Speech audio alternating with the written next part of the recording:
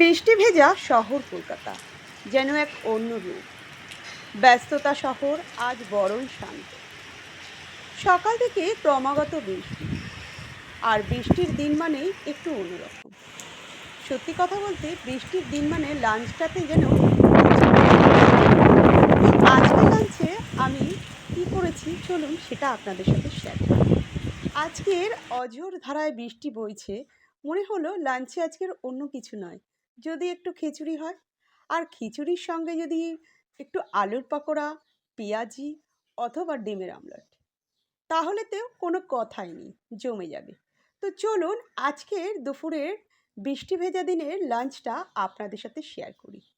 আর যদি আমার এই মিনি ব্লগটা ভালো লাগে, তাহলে আমার পাশে থেকে আমাকে উৎসাহিত করবেন।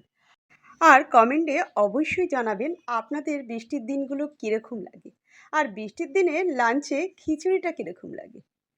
তাহলে চলুন আপনাদের সাথে আজকের শেয়ার করি আজকের লাঞ্চটা।